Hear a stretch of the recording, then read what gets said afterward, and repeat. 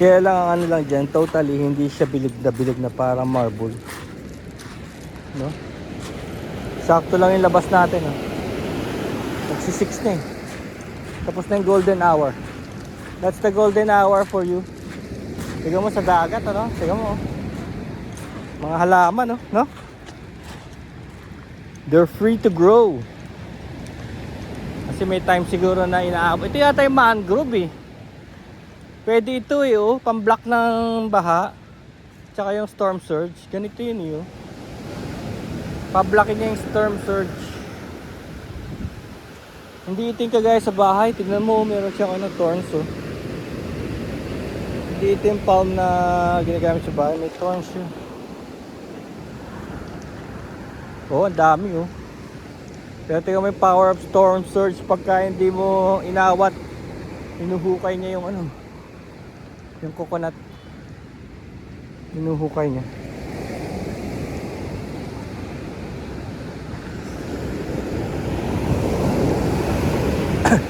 Sarap baligo dyan, no? Kaso tulak-tulak ka lang. Baka daling ka sa dagat. Pero kakalm din yan. Sa magdamag. Maaring sa gabi. Tingnan natin, baka may coffee na doon. Sa campsite.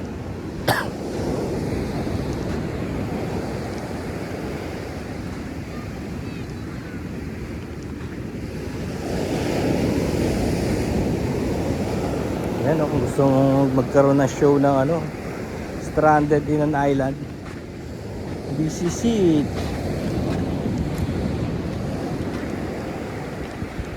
Yan, dito maraming pagkain dito sa ilalim na ito. Ito, hukay-hukay lang. Kaya lang obviously siguro nagsawa na sila o hindi sila dito naghuhukay. Somewhere sila naghuhukay. Kasi kung pwede maghukay dito, marami na sana naghukay. Merong area na mas flat, mas mababa.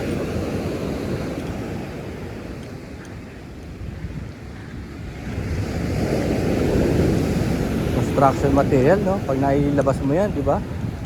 Mahal ng benta. Aggregates. Dami ng aggregates dito, hindi pa matapos-tapos yung highway. Simento na nga lang. Ito,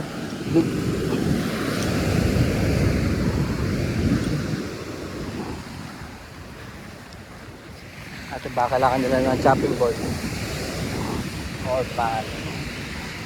Nasa na sila? Umpas na ba ako? Hindi, sa may tindahan yun. Doon.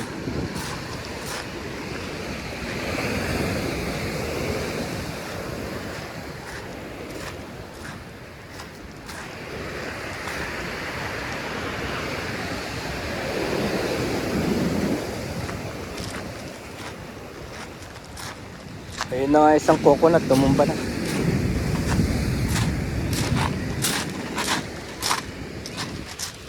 Ito, pag wala kayong lutuan, pwedeng ito.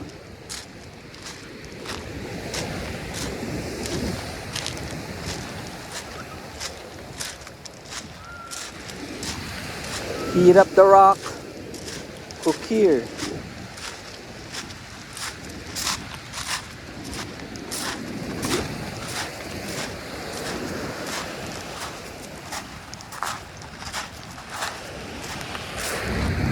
This is the back of a squid. Yung sa likod ng squid.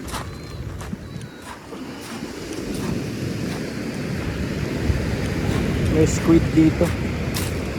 May squid gaming.